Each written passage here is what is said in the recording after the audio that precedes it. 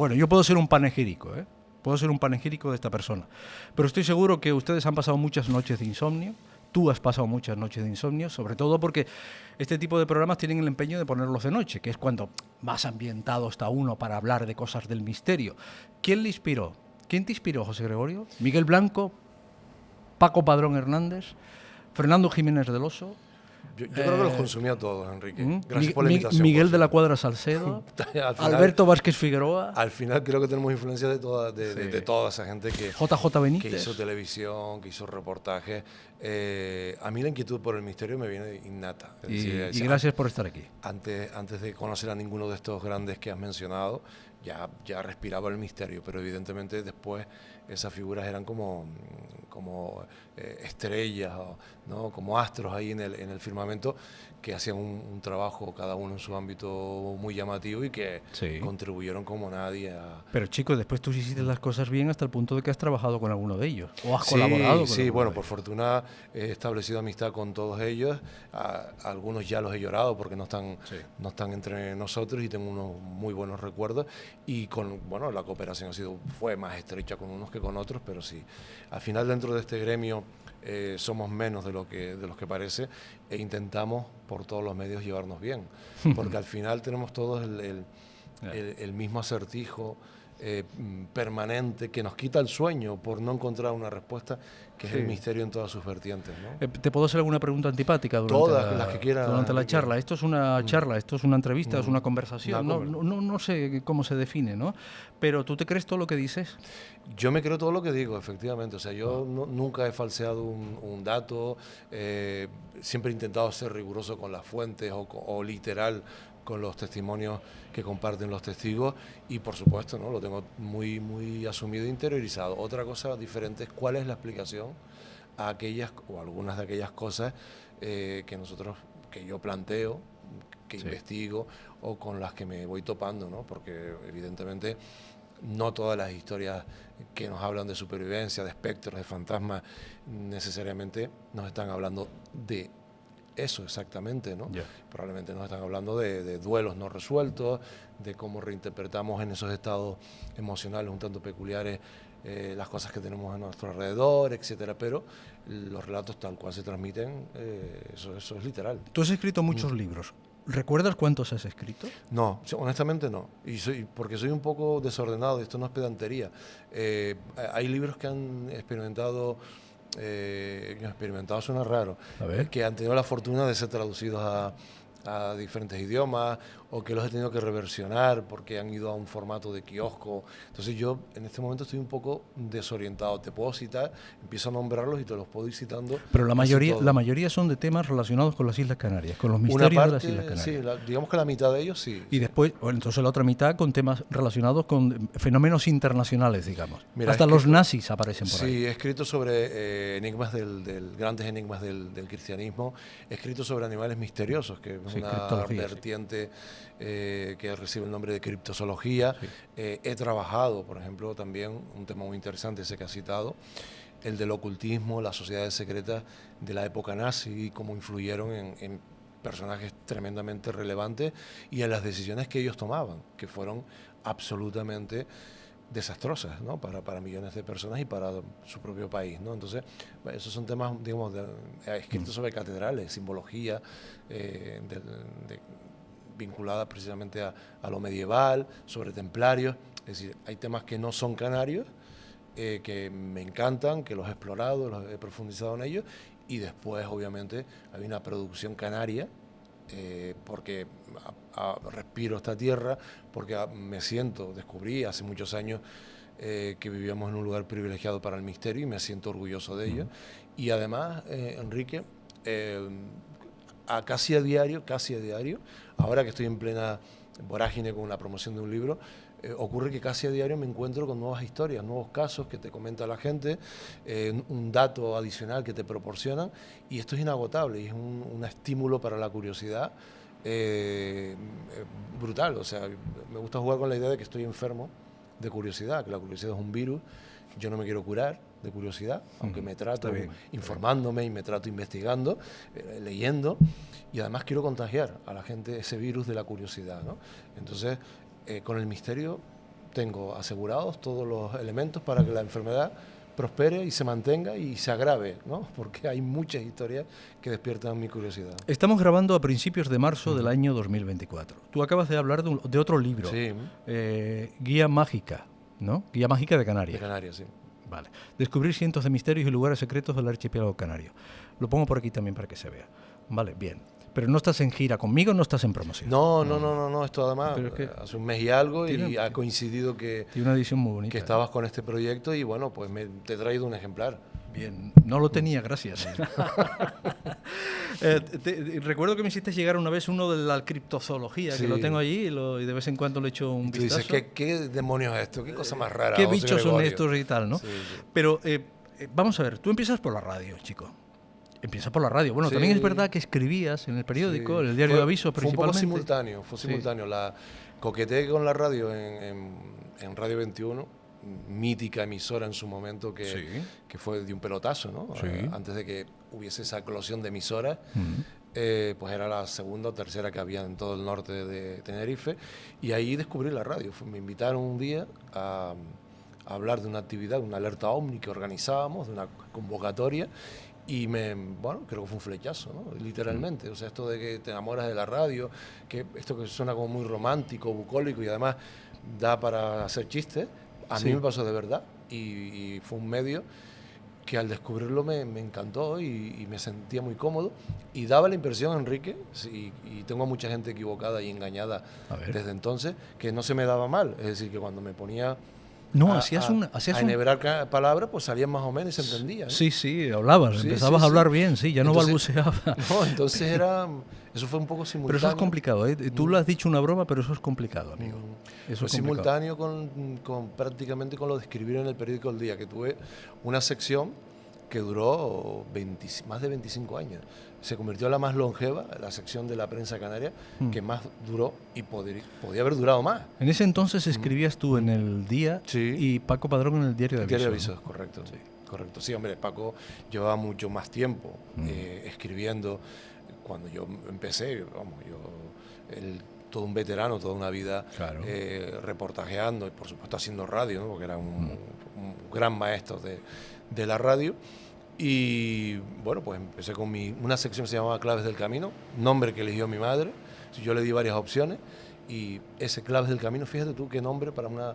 Bueno, supongo que bajo la influencia de la nueva era, que en aquel momento era un movimiento muy emergente, que parecía que lo iba a cambiar todo y que unificaba inquietudes de todo tipo, pues le pusimos ese nombre y estuvo publicándose semanalmente hasta hace un par de años, ¿no? Donde Y todo esto te lleva a colaborar con medios nacionales, sí. con medios internacionales, con programas que te escucho a menudo en programas nacionales, pero, por ejemplo, te escucho en programas como programas de historia de la cadena SER, o te escucho como la escúbula de la bruja. de la bruja o de la Sí. brújula, no, de Sí, la sí. bruja, creo De que la bruja, sí. de la bruja, que me parece un podcast apasionante, por Sí. cierto, ¿no? Y además tienen la virtud, ellos, yo creo que tú también, de hablarme de historia de una forma apasionante, ¿no? De la historia entretenida. Sí. Pero después ya cuando se deslizan los misterios también me lo hablan con una rigurosidad Hombre, brutal, ¿no? O sea, quiero decir, vamos a ver, José Gregorio, porque es que yo sé, porque te conozco hace muchos años, que no Tú dale. me estás vendiendo la burra, Tú dale. o no me has vendido la burra, o no me has vendido la moto, porque te crees lo que estás contando, pero estás aplicando el periodismo riguroso al tema del Claro. misterio, que eso al principio hay que hacerlo, Es que, pero tú dices, caray. a ver, no puede ser de otra forma. O sea, hay que divulgar con rigor, te dediques a la información a la que te dediques, el campo el que sea, ¿no? Y de ahí viene lo del tema de que a mí me gusta la escúbula porque me están contando cosas que yo digo, están yendo a la bibliografía, la Fíjate fuente, que, ¿no? en lo que llamamos, a falta de una etiqueta mejor, periodismo de misterio, tenemos que ser doblemente exigentes o nos obligan a ser doblemente meticulosos, con más filtros con la información. Un periodista deportivo se puede largar 4 trolas y especular Sí. hasta límites insospechados, ya no hablemos de políticos, o de la información política, donde puedes estar escorado y creando tu posverdad, ¿no? Esto lo vemos a diario en los creadores de opinión, bueno, y no se les exige, es decir, bueno, puedes entrar en controversia, hay batallas en Twitter, etcétera, pero bueno, eso queda ahí, ¿no? se les señala, ¿no? Se convierten en el personaje, ¿no? Y bueno, da igual, ¿no? Pero sin embargo, con el mundo del misterio tenemos una presión adicional porque el territorio en el que nos movemos ya es ambiguo, ya es de duda. Es escurridizo cuando intentas ponderarlo desde lo físico, cuando intentas aportar pruebas, y entonces, claro, convierte o hace que recaiga casi todo el peso en el testimonio, ¿no? Porque, claro, es un avistamiento ovni, lo que tenemos es el testimonio, no hay fotos. Y si hay fotos, son malas, y si son buenas, probablemente son falsas, ¿no? De hecho, hace unos días hablaba con alguien que tú conoces, con Javier Sierra, de este mismo tema, ¿no?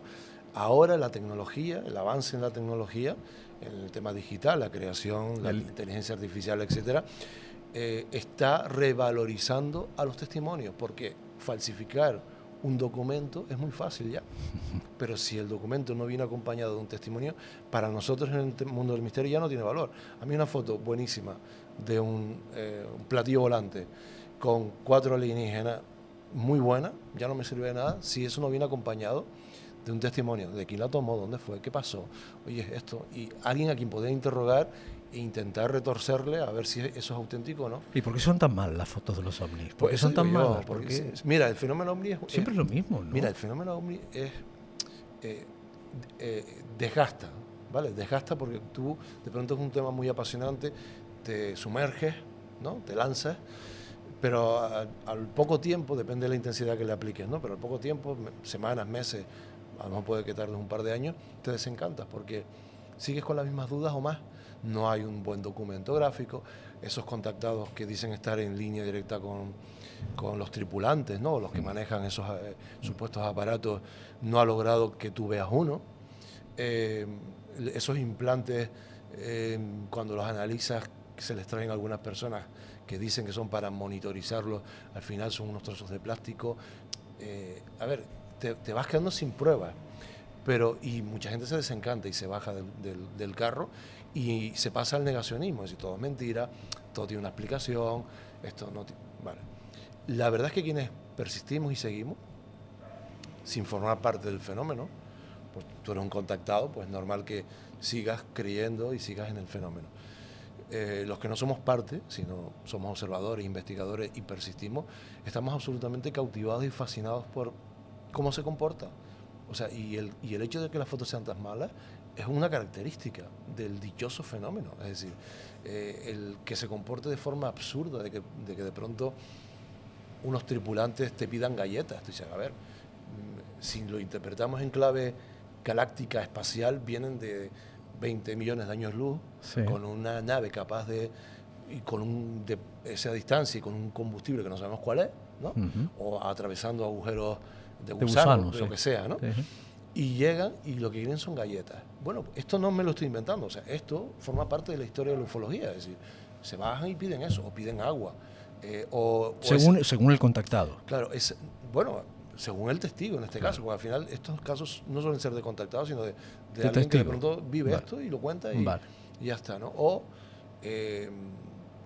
bajan y dejan marcas en el terreno, hierba quemada, huellas de trenes de aterrizaje, y tú dices, a ver, vienes de verdad de 50 años luz, de Sirio, de Antares, donde sea, y necesitas un tren de aterrizaje hidráulico y necesitas achicharrar. Sí. Bueno, pues este tipo de cosas que son, desde el punto de vista cognitivo, son discordantes, ¿no? Te genera una disonancia y dices, no puede ser. Son tremendamente cautivadoras para los investigadores. Es decir, ¿por qué ocurre esto, no? O sea, te cuento un caso que conocí hace 2 años. Un ex trabajador, bueno, se había jubilado, ya no trabajaba, por eso... ¿Un jubilado? Sí, un jubilado del aeropuerto de Gando, en Gran Canaria. Cuando entró a trabajar al poco tiempo, con 17 años, una noche, esperando que llegase el último de los vuelos que permitía cerrar después del aeropuerto, un vuelo que venía de Frankfurt, bueno, pues estaba él, estaba uno que trabajaba con las maletas por allí, y en la torre habría gente, ¿no? Y él estaba a pie de pista fumando, cosa que no se puede hacer hoy. Se hará también, ¿no? Sí. y ve unas luces y entiende que ese es el avión que están esperando. Dice, viene con un poco de adelanto, pero ese es el avión. Bueno, pues empieza a entrar por la pista y ahí se empieza a dar cuenta de que aquello no parece ser exactamente un avión. Con total nitidez, enorme, del tamaño de un campo de fútbol, una estructura en doble X, o sea, como si fuese un armazón metálico en doble X, por duplicado, ¿no? Y en medio un círculo negro, una estructura muy extraña, silenciosa, o sea, con ese tamaño, si aquello fuese sólido, tal como entendemos lo sólido, como fabricamos nosotros las cosas, tendría que haber sentido la presión, tendría que haber mucho ruido, en fin, un aparato de ese tamaño. Se detiene más o menos a su altura, estaría como a 15 metros de altura de él, iba muy bajo, se detiene a su altura, está un par de segundos ahí como él mirando y él sintiéndose observado, ¿vale? No vio tripulantes, pero entendía que aquello tenía que estar manejado, ¿no? Y aquello se pierde, se deslizaba como una hoja, como si fuera un globo, una cosa así, ¿no? El hombre buscó al compañero que sabía que estaba por los alrededores de las maletas, se miran, ¿lo viste? Sí. No volvieron a hablar nunca más de esto. ¿Y la torre no vio nada? La torre no vio nada. Él no sabía explicar por qué de pronto él no quería hablar de esto con nadie. Él interpretaba que era miedo a que lo despidiesen, que no sé, pero vamos, durante muchísimos años él guardó esto y no volvió nunca a hablar con ese señor que trabajaba en el mismo aeropuerto que él, que había visto lo mismo que él. A ese hombre tú lo interrogas en un momento determinado. Claro. Y le habrás preguntado de todo. Si lo que se estaba fumando era cigarro. Todo, reproducimos toda la secuencia, intentamos localizar al otro personaje que había muerto hace unos años. Porque yo te estoy escuchando y claro, cuando hay testimonios de este tipo, tú dices, jope, ¿no? Y ya he escuchado algunos parecidos, ¿no? Porque después está el otro de la foto, aquel que me abducen, claro. Y ya yo no sé si es un anhelo de alguien en un momento determinado de su vida, un anhelo, quizá no ya para ser protagonista de algo ni de las portadas de los periódicos, porque también es verdad que son muy atrevidos y no les importa hablar, ¿no? O porque, no sé, la psiquis humana o nuestro propio ADN siempre nos lleva a buscar, por una cuestión ancestral, porque tenemos más evolución anterior que la propia ahora mismo, ¿no? Que la presente. Buscar respuestas en el otro lado. Unos lo ven en el cristianismo, otros los ven en fin, en cualquier otra religión o creencia, ¿no? Y otros pueden verlo buscando siempre la respuesta a la humanidad en civilizaciones que están fuera y nos vienen a visitar de vez en cuando, pero carajo, si es así, ¿por qué no se manifiestan? Claro, es una de las grandes preguntas. Claro, el problema, fíjate, hay un problema de partida, y es que no sabemos si el fenómeno ovni es extraterrestre o no. O sea, claro, objeto volante no identificado, claro, no sabemos, significa, ¿no?, que sea de gabinete. Cuando tú haces revisas la historia y los mitos, muchos mitos y algunos momentos destacados de la historia, obviamente los principales libros de las religiones también, hablan de fenómenos que hoy los interpretamos en el contexto ovni, pero que en el pasado fueron manifestaciones de dioses, de demonios, sí, de brujas, sí, de incubos, de sucubos, o en el ámbito del folclore pues, británico, francés, pues eran duendes, hadas, etcétera. O sea, las manifestaciones son muy parecidas, solo cambian los contextos y cómo se interpreta en cada momento, incluso brujas y todo esto, ¿no? Hoy los interpretamos en clave tecnológica, en clave además espacial, porque estamos en esa cultura, y una característica del fenómeno ovni parece ser esa, que se adapta a los tiempos, a la época. Por lo tanto, nos tenemos que plantear si realmente eso es un fenómeno extraterrestre, como lo hemos interpretado desde el año 1947 hasta la actualidad, después de la Segunda Guerra Mundial, o si es otro tipo de cosa, otra historia, ¿no? Hoy en día los científicos se plantean si vivimos en una simulación por ordenador. Tú dices, pero ¿esto quién lo dice? ¿Un iluminado, un friki? No. Se lo plantean seriamente los científicos como una propuesta. Oye, que igual esta realidad es una simulación que alguien está jugando. Y tú dices, bueno, si esto lo dice gente estudiada, no fumada, sí, reconocida, se lo están planteando en serio como una opción, ¿vale? No significa que sea así, ¿no? Entonces, ese es el punto de partida clave. ¿Es extraterrestre o no? No lo sabemos. Jugamos con la idea de que lo pueda hacer, porque hoy en día en este mundo tecnológico entendemos que la tecnología, por nuestro propio ejemplo, hemos ido evolucionando, mejorando la tecnología, y en pocas décadas hemos dado unos saltos increíbles. Entonces, algo que es capaz de superarnos tecnológicamente, damos por hecho, la lógica nos dice que tiene que ser externo. Quizás la lógica no funciona, porque el fenómeno a lo mejor es otra historia. A lo mejor es otra historia y se está, no sé si riendo, burlando, porque eso sería darle un comportamiento humano, pero hay una especie como de juego. Ese es un misterio, pero hay más misterios. Déjame concluir, piensa que Sí. actualmente el fenómeno OVNI está siendo utilizado, es una herramienta increíble para el Pentágono, para la NASA, para el Senado de Estados Unidos.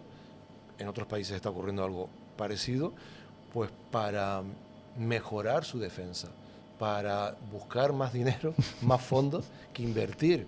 Están planteando el fenómeno como algo que les supera en algunos aspectos, ¿no? Y de verdad que hay casos que superan, es decir, ovnis que se separan, se vuelven a fundir, que alcanzan velocidades vertiginosas en nada, en escasos segundos, hacen vuelos o giros en ángulo recto, es decir, o hacen algo que nuestra tecnología aún no sabe hacer, que esto es una de las cosas más llamativas del fenómeno ovni, que tiene locos a los militares, que es el pasar a través de diferentes medios, es decir, ser detectado en la alta atmósfera, pasar por toda la atmósfera, llegar a tierra y meterse en el mar y volver a salir. O sea, nosotros no tenemos nada que haga eso. O sea, no tenemos nada que haga eso. Podemos tener tecnología anfibia, pero lleva su remolque, ¿vale? Esto, y sin cambiar la velocidad y sin generar impactos, etcétera, ¿no? Entonces, bueno,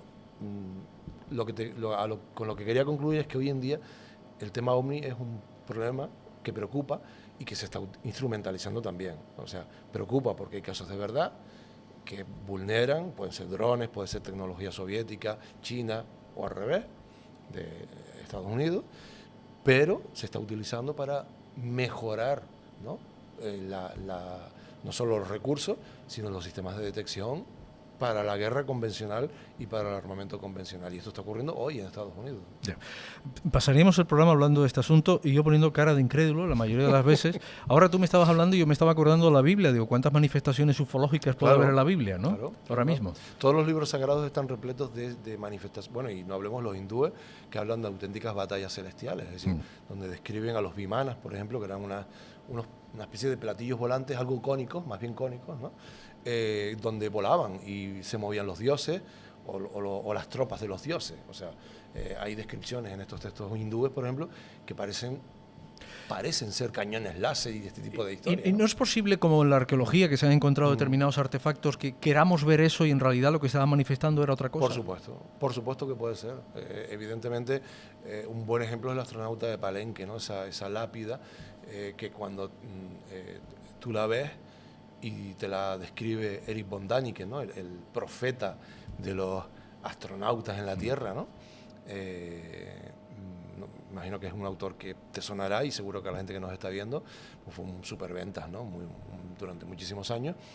Pues él planteaba que la lápida de Palenque era un astronauta dentro de un módulo espacial. Y entonces, bueno, pues cuando ponía la representación y ponía un módulo lunar, sí, iba estableciendo los paralelismos y tú quedabas convencido de que efectivamente, o sea, que yo era un astronauta representado en esa lápida del Antiguo México. Recuerdo en un ejercicio de humor, porque le caracterizaba mucho el humor, de Jiménez del Oso, un ejercicio de ironía y de pedagogía importante, cómo él cogió esa misma lápida y empezó a hacer la descripción de la secretaria de Palenque. Y él decía, la secretaria de Palenque, con un tocado, con sus bolígrafos, con su máquina de escribir. O sea, sí, él lo leía así, ¿no? Para enseñarnos que sí, lo que tú acabas de decir, de cómo lo interpretamos, ¿no? Y es posible que todos estos mitos, claro, los estamos interpretando en clave moderna y como que es tecnología, ¿no? A lo mejor no, a lo mejor eran sueños, a lo mejor eran solo alegorías, bueno, las limitaciones que tiene el lenguaje muchas veces para representar las experiencias trascendentes también, ¿no? Que te quedas sin palabras y utilizar las más aproximadas, ¿no? Hay un caso en El Hierro y en Isora, sí. Tú sigue. del año 95, Enrique. Yo sigo, que tú ya después cortas, ¿no? Sí, no voy a cortar nada en absoluto. Mira, en el año 95 hay dos testigos en Isora, en El Hierro, que a plena luz del día ven una estructura como, imagínate, a ver, sí, una estructura voladora, en su entorno y después desplazándose por unas huertas, por una finca. No tienen cultura ovni ellos, los testigos, no tienen ese tipo de contaminación que hoy podemos tener nosotros. Y entonces su descripción es que era una máquina de sulfatar voladora. O sea, se parecía a una máquina de sulfatar porque era cuadrada, porque tenía unas cintas como esas que se colocan, sí, o que nos colocamos. Como la mochila, ¿no? Vamos. Como una mochila, efectivamente. Los que conocen ese apero pues saben lo que es, ¿no? Bueno, pues lo describen así, desde su óptica. Lo que pasa es que, claro, volaba, tenía unos detalles que eran muy luminosos. En fin, había unas características, ¿no? Claro, pero no se ha inventado que sepamos la máquina de sulfatar voladora, ¿no? La fumigadora sí, pero... Entonces, la gente, claro, a la hora de escribirlo hay limitaciones y a la hora, imagínate, de interpretarlo aún más, ¿no? Ya. Sí, bueno, eso me hace recordar el episodio que me contaba a mí un familiar de su abuelo o bisabuelo, cuando vio la primera aeroplano volando sobre Tenerife, que se arrodilló y rezó, ¿no? Porque aquello era una imagen divina, ¿no? O sea, para él era un enviado no necesariamente de Marte, pero sí de un celestial, ¿no? Sí. Bueno, te digo que podíamos seguir hablando y hacerte preguntas sobre esto, incluso preguntas algo cáusticas sobre ese tema. Yo sigo insistiendo en que ya se podría manifestar mejor, ¿no? Pero bueno, y también es verdad, me parece interesante el enfoque que pone, que dice, bueno, oye, que pueden ser de allí o de aquí, ¿no? O sea, que de momento son fenómenos no identificados. Sí, fíjate, vamos a ponernos en la situación que sea un tema extraterrestre, ¿no? Venga. Y vamos a, o sea, nosotros desde nuestra lógica, hombre, planteamos, ustedes tienen que ser un poquito más claros, es decir, no me cojas a uno aislado en un sitio que después tengo que creer en él, o sea, muéstrate, como decíamos hace 30 años, en un campo de fútbol, donde mucha gente te pueda ver y no haya duda. Por cierto que han habido casos en campos de fútbol, en Brasil, por ejemplo, pero no han bajado, obviamente, ¿no? Se han manifestado por arriba. Claro, ahora pensemos en cómo es nuestro modus operandi al explorar el espacio. Nosotros no somos invasores. Nosotros primero mandamos unas sondas que dejamos orbitando por ahí. Después intentamos aterrizar una sonda con un rover que tiene un perímetro muy pequeño. Somos extremadamente cuidadosos, o intentan serlo los científicos, con no dejar restos, con no contaminar. O sea, no sé si te das cuenta de... Sí. Y no hemos encontrado vida, cuidado. No la hemos sabido identificar al menos. Cuando encontremos vida, tendremos un cuidado extremo en cómo la manejamos, en cómo la manipulamos. Y estoy seguro que si esa vida es una vida con la que podemos interactuar, es una vida un poco más, no bacteriana o una cosa, sino una cosa un poco más desarrollada, tendremos un cuidado exquisito en no intervenir, ¿no? De hecho, hoy en día hay protocolos ya cada vez menos necesarios para si encontrabas una población aislada, que no hubiese tenido contacto con lo que llamamos civilización, pues no intervinieras, protocolos para actuar, proteger. O sea, esa es la forma normal. Y esa podría ser la forma teórica, si es que son extraterrestres, en la que están actuando con nosotros, observando, no interviniendo, de vez en cuando haciendo una pequeña prueba para ver cómo reaccionamos. A lo mejor la diferencia entre ellos y nosotros es la que tenemos nosotros con las hormigas. Es decir, a lo mejor no consideran que nosotros somos pensantes, como nosotros vemos a las hormigas, que se organizan muy bien, pero no les atribuimos conciencia, una organización compleja como la que hemos desarrollado nosotros. Imaginamos que las hormigas no tienen creencias. En fin, igual nos ven como hormigas. Y esta es la manera, observando desde la distancia. Bueno, pero que lo tienes muy bien razonado. Es una posibilidad, yo no lo sé, es una posibilidad. Ya. Yo también estaría encantado de tener pruebas, Enrique, de tener unas pruebas contundentes. Pero en este mundo tan descreído en el que vivimos, ¿qué hacemos con esas pruebas? Bueno, es que este es un mundo descreído y creído, ¿eh? O sea, cuidado, que se cree demasiado en determinadas cosas y se descree en otras. Y ahora estamos en un momento, después de la pandemia, chico, en el que en fin, desde que nos vacunan, nos están controlando con el 5G. Pero eso ya estamos hablando de temas políticos, estamos hablando de una organización perfectamente organizada, valga la redundancia, que no viene de aquí, que se ha hecho desde hace muchos años, es el manejo y la manipulación de la comunicación. Tú lo decías antes con esa lápida del extraterrestre. alguien dibuja por allí y te dice que es eso lo que tienes que ver y ves. A mí me mandan mensajes a menudo con un señor diciendo una cosa pero con un texto diciendo la contraria. Al fin y al cabo es propaganda para que yo me crea el texto, claro, no lo que dice el señor. Y están intentando conmigo una dislocación de ideas, ¿no? Pero claro, si te encuentras con una persona que tiene sentido crítico, y sentido crítico no es criticar, sino valorar las cosas, empieza a hacerse muchas preguntas y es más difícil de colonizar. Esas personas son más difíciles de colonizar. Después te encuentras un montón de gente que es mucho más, y lo hemos visto en este país, y en otros países, lo hemos visto en Estados Unidos, lo hemos visto en Italia, y hemos visto cómo... la globalización funciona perfectamente con eso, ¿no? Sí. Entonces, hay descreídos en determinadas cosas, y hay gente que se cree lo que se quiere creer, ¿no? Hasta un mensaje político que va contra sus propios intereses. Continuamente contra sus propios intereses. Todos los días contra sus propios intereses y votan contra sus propios intereses. Pero hay otra faceta dentro del misterio, que es la faceta, en la que tú te trabajas y la que te has sumergido desde mucho tiempo, que es la otra, la de los misterios de Canarias. Tú dices, bueno, misterios de Canarias, claro, como en todos sitios hay miles de misterios, pero hay misterios antropológicos, los misterios del Santo Rosario, los misterios de esto, los misterios de lo otro, ¿no? O sea, hay de todo. El santiguado. Ya, es verdad que hay una cosa que a mí todavía me subyuga. Si probablemente me hubiera parecido un platillo volante del que fuera, ya hubiera sido ruso, hubiera sido polaco, hubiera sido no sé qué, y yo no hubiera dado ninguna explicación, para mí aquello sigue siendo un fenómeno estelar sin explicación. Yo hay un fenómeno, por ejemplo, para introducirme en otra materia, que me parece que no puedo explicar, por más que lo vi en mi casa, y fue rezar el santiguado. El santiguado, ver cómo mi padre bostezaba continuamente, y aquel niño que no estaba en mi casa, que no sé qué sugestión podría, que no sabía ni que le estaban haciendo eso, porque era un niño, era su madre quien se lo pedía, sanaba, o a mí me parecía que sanaba porque dejaba de llorar, ese tipo de cosas. Entonces, caray, eso sí es un misterio para mí. Un misterio. Ese fue mi primer, fíjate, Enrique. Sigue siendo un misterio. Mi primer terreno de siendo un niño. No sé si es telepatía, no sé si hay gente que tiene un poder brutal sobre eso. O sea, siendo un niño, yo me vi en las consultas de las santiguadoras, o sea, curándome el susto, curándome el buche, curándome el mal de ojo, sobre todo el susto, ¿no? Yo parece que era muy saltarín y constantemente estaba sobresaltado, eso parece, ¿no?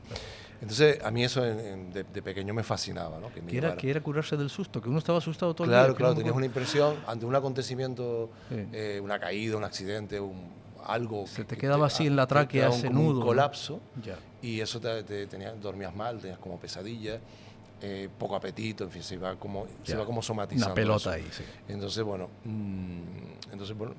como niño yo, ese escenario en la semioscuridad, pues esa señora con algo que yo no lograba entender muy bien, ¿no? Repitiéndolo. Rezaba, hay un mantra. Sí, hay un mantra, efectivamente. Ahí hay un... Sí. Y esto además incluso podría tener una explicación científica, que no... Sí. O sea, pues estimula el nervio vago, que controla los sistemas de relajar, o sea, que esto hoy lo podemos entender parcialmente mejor algunas cosas, ¿no?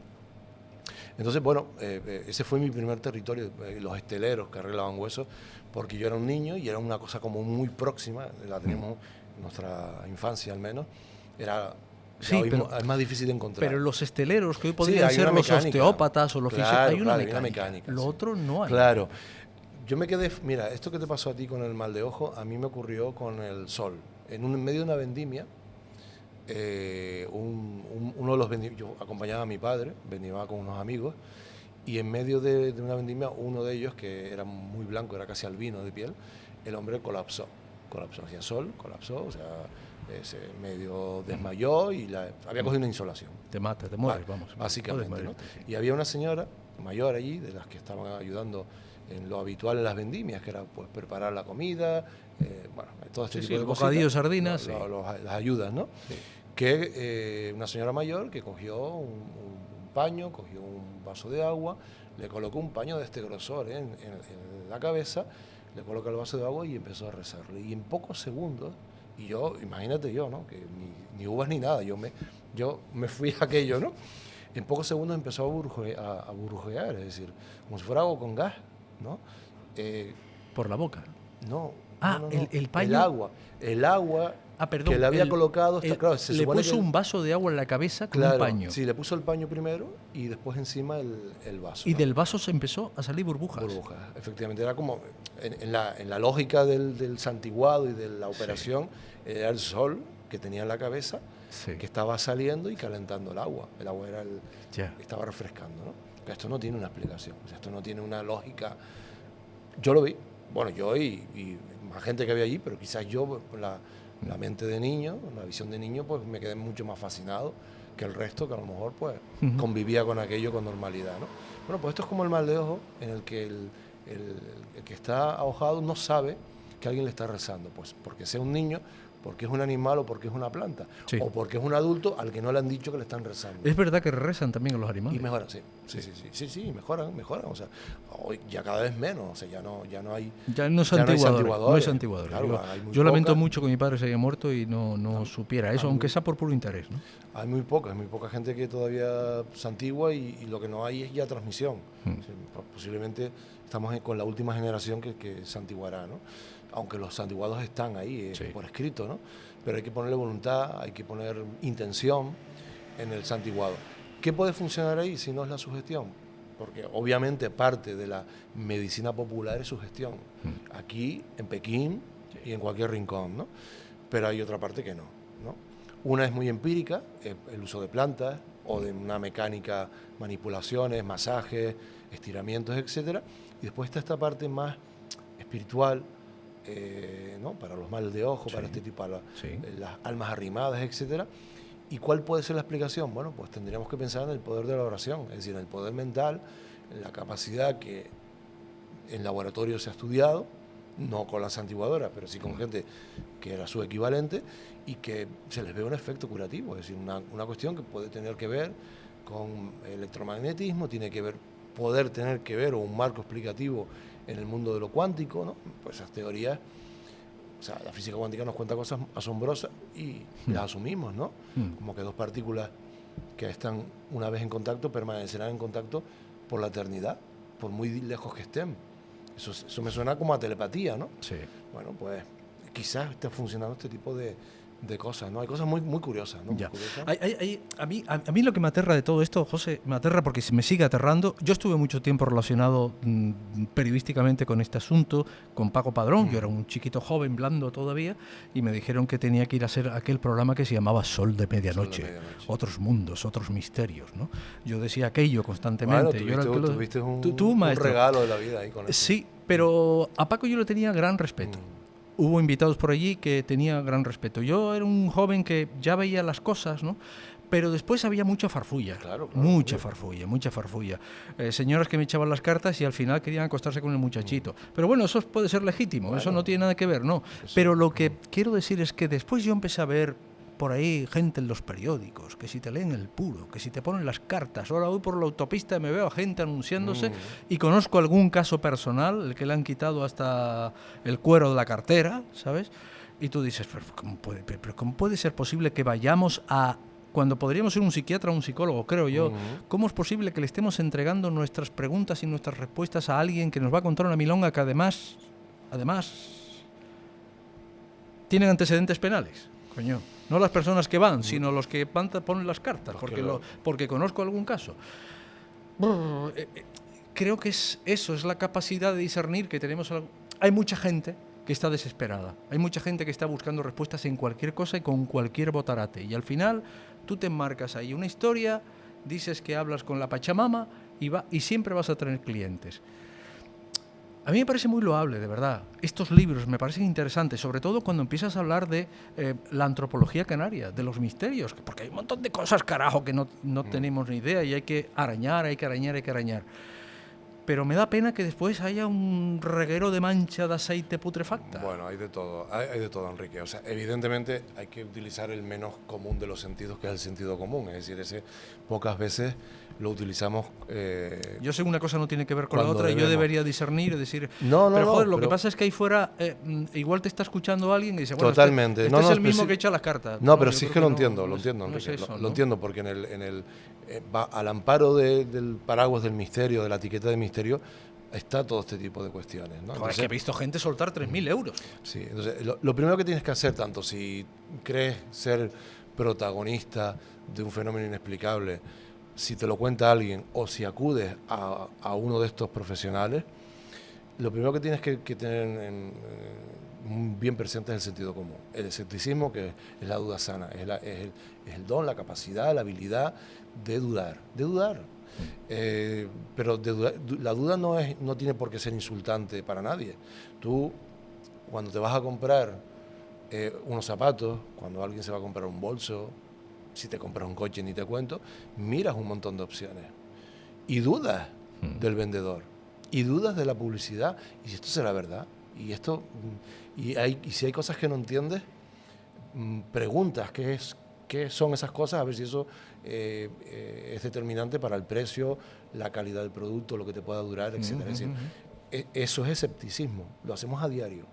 Cuando vamos al supermercado y comparamos entre 2 o 3 productos, o vemos una oferta y no ciegamente, porque si no razonamos, la metemos directamente y la estamos pagando más cara, ¿no?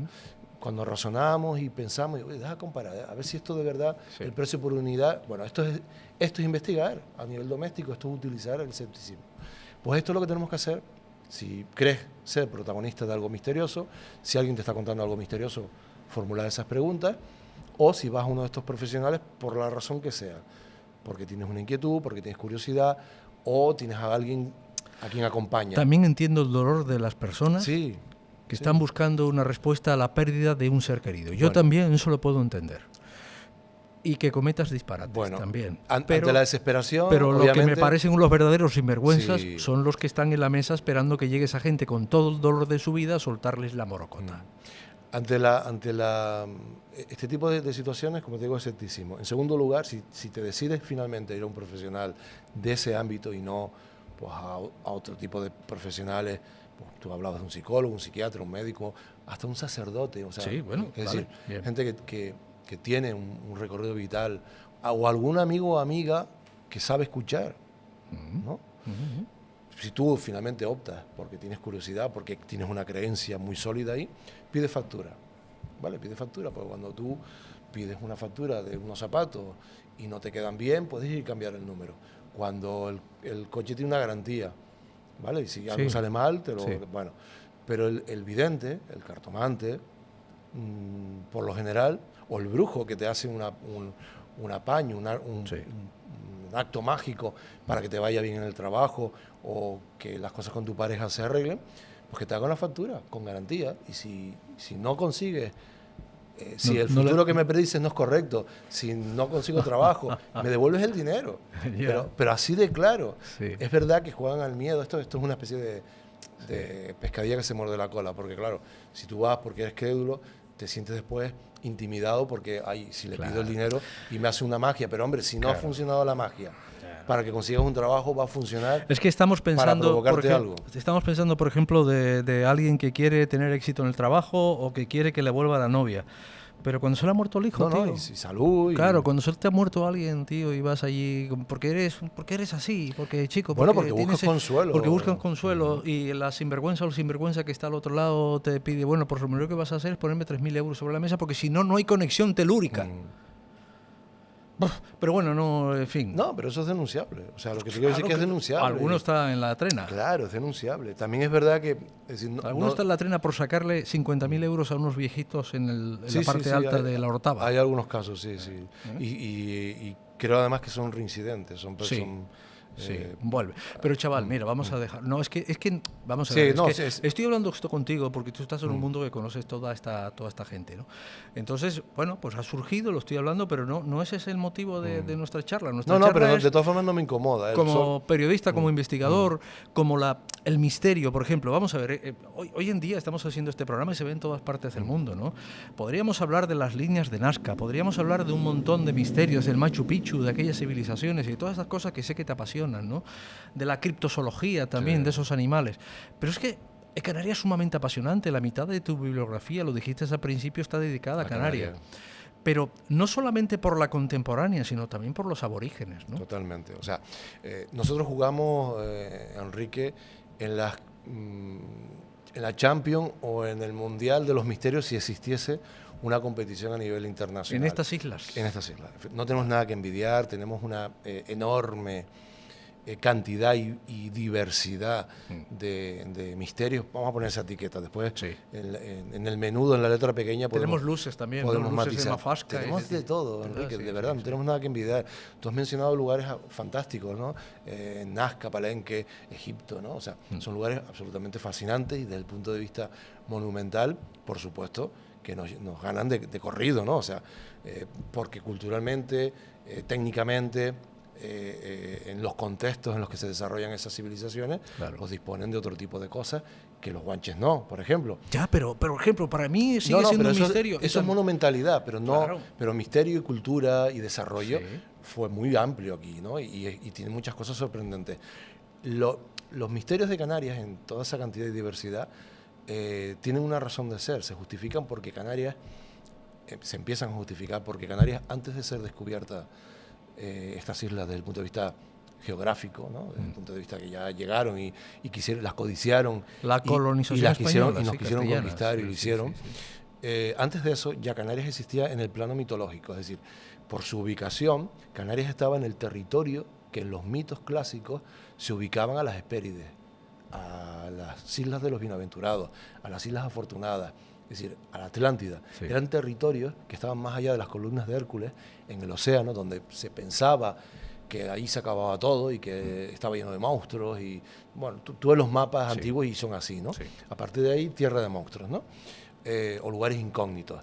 Entonces, Canarias estaba ahí, porque geográficamente surgimos del océano, así, volcánicamente, pues ahí estábamos. Y entonces fuimos contenedores de mitos cuando se nos descubre, se nos ubica y llega a Juba II, pues hace 2000 y pico de años, y alguno anterior que pudo haber hecho alguna exploración, se habla incluso de egipcios con fenicios haciendo algún periplo por la costa africana, es decir, tanto de forma accidental como de forma intencionada, cuando se nos empieza a ver físicamente y aquello empieza a tomar forma, dice, oye, es verdad, las islas de los afortunados, de los bienaventurados, las Hespérides existen, las vimos de refilón, ¿vale?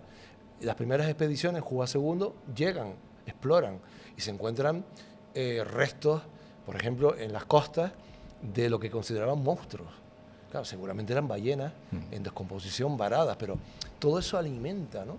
Alimenta ese mito ya anterior. Cuando se conquistan las islas, cuando se empiezan a ocupar, primero desde el punto de vista religioso, con franciscanos y después ya militar, y se ve y se interactúa con las poblaciones, hombre, de pronto te encuentras unos tipos y unas tipas fornidos, guapos, sanos, oye, sí, sanos, y que saben hacer muchas cosas. con una estructura social pues, muy desarrollada para ser gente que vivía en cuevas en algunos casos. Claro, esto hace que se rescaten mitos, Claro. Atlantes, las tribus perdidas de Israel. El propio rito funerario de los guanches, por mucho trabajo arqueológico, antropológico que se ha hecho, sigue siendo, tiene mucho misterio. Totalmente, ¿no? Totalmente. Muchísimo. La momificación canaria es una cosa. A ver, pasamos por una época en la que se tomaba el tema con cierto desdén, ¿no? Recuerdo que a mí me corregían y me decían, no son momias, son cuerpos mirlados. Pues vale, hombre, me parece bien. Hoy día ya hay un consenso en que vamos a llamarlas momias porque es el término. Sí. La técnica es el mirlado, ¿vale? Pero, Sí. o sea, es como pan. Es pan, no, perdón, es pan integral. ¿Pero es pan o no? Sí, es pan, ¿vale? Sí. Pan blanco, pan integral, pan payero. Pero es pan, sí. Bueno, pues pasaba eso con las momias porque querían desvincularlo de Egipto, de lugares donde la momia tiene un protagonismo y un papel. Entonces, como esta cultura la mirábamos como pequeñita y como, en fin, pues le quitaban hierro. Hoy en día ya las cosas se han ordenado como tiene que ser. Y Canarias es uno de los pocos lugares del mundo, el mundo es muy grande. Y ha habido cientos, miles, decenas de miles de civilizaciones, tribus, culturas. Uno de los pocos lugares del mundo donde se momificaba. O sea, y esto es una singularidad.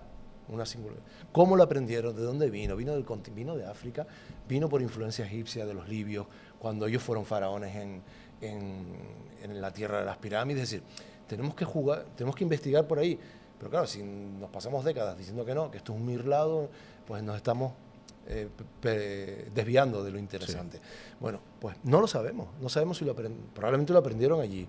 ¿Por qué lo conservaron en unas islas y en otras no? ¿Por qué la técnica de momificación en Canarias parece coincidir, la de algunas momias al menos, con la de la dinastía 21 y 22 de Egipto? Es decir, el tipo de tratamiento, cómo se trabajó el cuerpo, hay unos paralelismos con algunas momias canarias. O sea, es un melón ahí. Claro, es que hay muchas preguntas. ¿Quién pasó? ¿Alguien les enseñó? Claro, Esto obviamente entendemos que tenía que ver con la trascendencia, sí, porque querías preservar el cuerpo, le ponías a un ajuar funerario y creías en una vida después de la muerte, ¿no? Porque desde el punto de vista universitario, el otro día escuchaba un programa muy interesante en Carne Cruda, hace ya bastante tiempo, y es gente que me gustaría traer a este programa, genetistas de la Universidad de La Laguna, que han hecho un trabajo de dónde venimos, y está claro que somos bereberes, ¿no? Ahí está Rosa Fregel. Sí, Rosa Fregel, un trabajo bereberes, pero esa gente venía aprendida, es lo que estamos diciendo. Claro. Alguien pasó por aquí en un barco, es verdad, como decía Pierre Lillistrom. ¿Tú te acuerdas de Pierre Lillistrom? Claro que sí. Un cartógrafo vecino tuyo, casi, vecino ¿no? mío, sí. Pierre Lillistrom mantenía una vez, voy a contar esta historia que también me parece un misterio interesante. Hablo de él aquí, lo menciono. Ah, sí, en por este los vikingos, libro. Por los sí, vikingos. Pues yo recuerdo que Pierre Lillistrom, al que tuve oportunidad de leer, era coetáneo de Toro y Yerdal. Sí. Se conocieron, sí, Toro y Yerdal. Y cooperaron. Sí, Qué cosas más bonitas me han pasado y a ti también, conocer a Toro y Yerdal. Sí, ahí está. Joder, conocer a Toro y Yerdal y hablar con Toro y Yerdal, ¿no? Sí. Bueno, y con tanta gente que tenía la Sí, pero oportunidad. fíjate, acabas de mencionar a otro grande, ¿no? Sí, que terminó recalando en Canarias. En Canarias, sí. Bueno, si empezamos a hablar de las pirámides de Weimar, también vamos a recordar algunas, que son majones, que son... Claro. ¿no?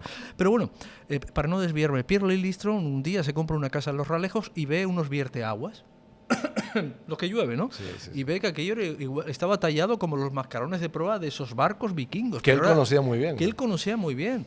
Y su teoría al final es que conoció a la gente de la Esperanza y decía, claro, su teoría. Yo no sé si lo llegó a demostrar al final. Él quería hacer en aquellos años, una prueba de ADN, pero era costosísima. Claro, en aquello... Y él decía, bueno, es que claro, si los vikingos pasaron, ¿dónde iban a vivir los vikingos? Pues en las zonas más frescas, más frías y con más grano, con más familiar, agrícola, más familiares, y estamos en la Esperanza. Y de hecho, en aquel libro Natura y Cultura de las Islas Canarias, se habla de esas características, no de Lillistrom, pero se habla de esas características curiosas de los rasgos del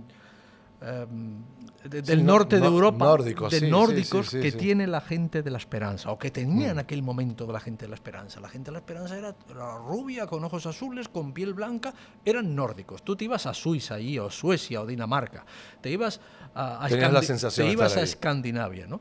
Entonces Lillistrom decía eso, y ese es otro de los misterios que ahí quedó, y que bajaron los vikingos hasta aquí. Claro, hay alguna teoría que dice que sí. Sí, él planteaba que es una tesis que han defendido y aún defienden, ¿no?, otras personas, y que seguramente era así, ¿vale? Porque el problema es que cuando lo plantean hace 2, 3, 4 décadas, enseguida hay un rechazo, ¿sabes? Claro. Mira, estos son locos, una tontería, en fin, han dormido mal. Después, con el paso el relevo generacional que se está dando en la arqueología canaria, le va a dar un vuelco a todo, le va a dar un vuelco. Y veremos que estas cosas se van a revisar. Y una vez que estén revisadas y bien estudiadas, si hay que descartarlas, se descartan. Pero no descartadas a priori como se hacía con todo. No. O sea, eso no tiene ningún sentido. Fíjate los romanos. Sí. Fíjate los romanos, ¿no? Lo que ahora ya se habla de un establecimiento, o sea, hay unos yacimientos en Lobo, una factoría, o sea, a ver, que esa era otra, ¿no? Los romanos por Canarias era algo esporádico, bueno, pues que pasaban por ahí y perdían una ánfora, ¿no? O cosas, era lo más que se aceptaba porque obviamente si se encontraba una ánfora había que darle una explicación, ¿no? Pero no, hoy se plantea que estaban establecidos. Entonces, con los vikingos lo que se plantea es que en sus periplos sabemos que llegaron a América, o sea, eso ya hoy nadie lo discute porque hay poblados allí, ¿no? Pues que en sus periplos, en algún momento, por accidente o de manera intencionada, pudieron pasar por Canarias y después utilizar esta ruta ocasionalmente, porque la de ellos era por arriba, ¿no? Sí. Pero bueno, no era una cuestión de exclusividad, supongo que también las eventualidades... Estaban todo el día Claro, viajando, Toro y ¿no? Yerdal demostró que los océanos no separan, sino unen, Sí. ¿no? Y que tenían la capacidad de acercarnos si sabías navegar por ellos, ¿no? Mira Entonces, lo que hizo con la Contiki, ¿no? Claro, entonces en Galdar, en el yacimiento del agujero, en Galdar, se plantea que el enterramiento que había allí era vikingo, ¿no? Wow. Entonces, bueno, es una posibilidad. Hay algún texto árabe donde también parece haber alguna referencia a eso. Yo creo que es un territorio por explorar. Tú haces un programa, querido amigo, que se llama Crónicas de San Borondón. Y para aquellos que nos estén escuchando, San Borondón es un mito. Es una isla que cuenta la leyenda que aparecía y desaparecía. Bueno, si tú vienes a Canarias, hay días en los que ves una isla y días en los que no lo ves. Eso es un tema meteorológico, climatológico también incluso, ¿no? Pero es verdad que eso... Y eso podría ser por eso, porque había gente que veía una isla un día y al día siguiente no la veía. Y es la isla que aparece y desaparece, aunque después hay muchas teorías, ¿no? Sí, fíjate que... San Barandán era un monje. Sí, en diciembre pasado se produjo la última observación que hemos conocido, con fotografías incluidas. Y ¿De qué? De San Borondón, desde La Palma. Desde La Palma se tomaron una fotografía, un grupo de amigos, estaban viendo el atardecer, precioso atardecer, tienen el hierro a la vista, la montaña de Todoque, o sea lo tienen todo ahí bien claro y aparece una isla ahí. Y la fotografía... Una sombra, aparece una sombra. De ella, bueno, aparece una sombra, yo no la he visto, pero para saber que es una isla habría que estar allí, tocarla y desembarcar, ¿no? Pero tiene el aspecto... Pero hay un espectro. Claro, tiene el aspecto de una isla, que no es obviamente el hierro, que se estaba viendo simultáneamente el hierro, ¿no? Bueno, con un guiño muy singular, porque una de las chicas presentes en ese grupo de amigos era nieta, o fue nieta, de Quintero, el fotógrafo de San Borondón, el mítico fotógrafo que tomó la imagen que Diego Cuscoy publicó en El País en el año 56-57. La mítica fotografía de San Borondón, tomada desde San Borondón, desde el barrio de San Borondón en La Palma, ¿no? Entonces, bueno, esto como dato de última hora de que el fenómeno sigue estando ahí. Sí, claro. ¿Qué es el fenómeno? ¿Qué es el fenómeno? Una sombra espectral de una nube, de una refractación. Parece que, a ver, desde el punto de vista científico tendríamos que pensar que es un espejismo, ¿no? Claro. Ahora... y un espejismo, su propia palabra lo dice, ¿eh? Claro. Es un reflejo de espejos. Es un reflejo. Entonces la cuestión es qué es lo que está reflejando, la cuestión es qué circunstancias se dan para que eso ocurra, y esto no nos lo han logrado explicar porque no lo saben. Pero de manera transitoria, para calmar a los más inquietos, les decimos que es un espejismo. Es un espejismo que se comporta de una forma muy peculiar, ¿eh? Bueno, pero vamos a dejarlo ahí, es un espejismo, está bien. Yo no lo voy a discutir. Me parece un tema que tiene tanta potencia culturalmente, históricamente en Canarias, que lo de menos es si es un terreno real, ¿no? Cuando la creencia en una isla motivó que se organizasen 10 o 12 expediciones para ir a buscarla, cuando la creencia en esa isla hace que existiera un capitán general, ¿vale?, nombrado de la isla de San Borondón, nunca ejerció, claro, que sabemos que tuvo obispo, San Borondón, sin ser descubierta. Es decir, cuando, por ejemplo, en una parroquia del norte de Tenerife sabemos que se conservan unas piezas de madera que se cree que proceden de San Borondón, cuando artistas como Pepe Damaso, por poner un único ejemplo de los muchos, se han inspirado en San Borondón para crear esculturas, pinturas, poemas, obras literarias de todo tipo. O sea, a mí lo de menos ya, te digo, es casi si existe o no, sino es la potencia, ¿no? Cuando se han generado mitos y creencias tan potentes como que por San Juan, tú si te asomas al horizonte antes de que salga el sol, puedes ver a San Borondón, ¿no? Todo esto me parece a mí maravilloso, pero maravilloso. Y entronca con San Borondón, el San Brendán, el monje irlandés, que existió, el monje como tal existió. Lo que no sabemos, y probablemente nunca fue así, es que tuviese una vida tan fabulosa, ¿no? Pero su libro, su autobiografía, la Navigatio Brendani, fue un bestseller de su tiempo. O sea, un bestseller pues harían 70 copias, ¿no? Pero había que hacerlas a mano. Sí. O sea, que eso es como 2 millones de ejemplares, ¿no?, en la actualidad. Y en esa Navigation contaban cómo él se embarcó con unos 40 compañeros de congregación para ir a evangelizar islas que no habían sido descubiertas, que eran paganas, ¿no? Entonces ese viaje le llevó por diferentes islas y una de ellas resultó ser una ballena que se movía, ¿no? Una isla que aparece y desaparece, una ballena, ¿no? Entonces hay un momento en el que cuando el cristianismo penetra ya en Canarias, con la conquista, viene este relato y quienes lo traen se encuentran con las descripciones de los habitantes que decían que hay una isla que aparece y desaparece. De hecho, Colón recogió testimonio de San Borondón también, cuando estaba documentando para su viaje, ¿no? bueno, pues ahí se dio la combinación perfecta, es decir, un fenómeno de espejismo, un fenómeno real que está ahí, que la gente ve y describe, que se ha contorneado, que se ha reflejado en mapa, con esta leyenda, pues mira, pues esto va a ser la isla que visitó San Borondón y que se movía. Y de ahí el nombre, o sea, ahí viene el nombre, ¿no? El fenómeno puede ser un espejismo, pero descripciones por cientos, ¿no? Y un tema muy apasionante, vamos. Oye, ya ves que a mí me gusta. Llevamos una hora justa. No, sí, ya lo sé, Sí. que a mí también me gusta hablar contigo. Mira, José, la guía mágica de Canarias es una guía. O sea, yo si adquiero este libro, ¿qué pasa? ¿Que tengo una compilación de todo, de casi todo? Tienes una compilación de muchas cosas, de todo no. Yo te soy sincero, no puede, es imposible. Ya. ¿A ti qué te fascina más? A mí mira, hay un terreno que a mí me gusta mucho porque hemos crecido en él. En muchas ocasiones incluso obligados por la cultura en la que vivimos, que es el ámbito religioso, iglesias, conventos, vidas de religiosos, y a mí me parece un territorio increíble y muy fructífero para explorar lo potencialmente misterioso. Veo mucha capilla por aquí. Claro, rastrear la simbología hermética, ocultista que hay en iglesia, y que tú dices, esto no tiene que estar aquí, porque esto no es cristiano. El estar ante los cuadros, las esculturas, que en su momento hicieron algún tipo de prodigio, la gente creyó que habían sudado, que se habían movido, y que esto estaba conectado con una señal para una epidemia. Bueno, pues este tipo de cosas a mí, o místicos, monjas o monjes, frailes, que en su momento fueron considerados tocados por la gracia divina y de pronto pues volaban o eran capaces de leer tu alma, ¿no? Bueno, este tipo de territorio es muy rico en Canarias, muy rico, ¿no? Y a mí me gusta mucho, porque además es accesible para quien quiera. Si eres creyente o no, es accesible.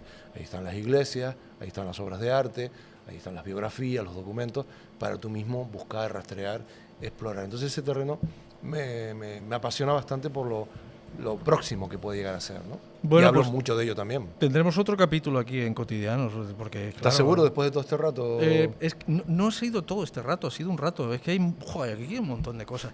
Mira, yo solemos brindar siempre. Bueno, yo no tengo ningún perjuicio por brindar con agua, es agua. Yo tampoco. La cerveza también es agua, lo que pasa es que se le añade una fermentación de cebada. Y el vino también. El vino también, sí. Ya nos decía el otro día Raquel Marín que había que beber agua con alcohol. Eso te digo. Oye, Raquel. Agradecido, sí, porque si no te deshidratas. O alcohol con agua, perdón.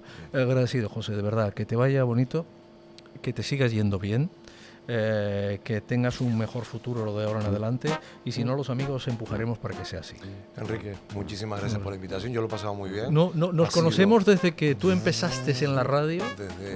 Yo llevaba ya un poco, me parece. Te escuché el otro día en una de las entrevistas hablar de imberbes, pues desde esa época. Éramos imberbes, sí. Aunque yo dije que yo creo que llevo barba desde que nací. Gracias, José, un abrazo. Venga, Cotidianos. En las que los nazis se apoyaron muchas veces para cometer algunas de sus... Vale, yo soy gilipollas. No te dije yo que había que darle al botón. Hay que darle al botón, soy gilipollas. Venga, vamos allá. No pasa nada. Haz croqueta otra vez. Voy croqueta otra vez, no hace falta que pare las cámaras, ¿vale? Si quieres para esa, no, yo soy...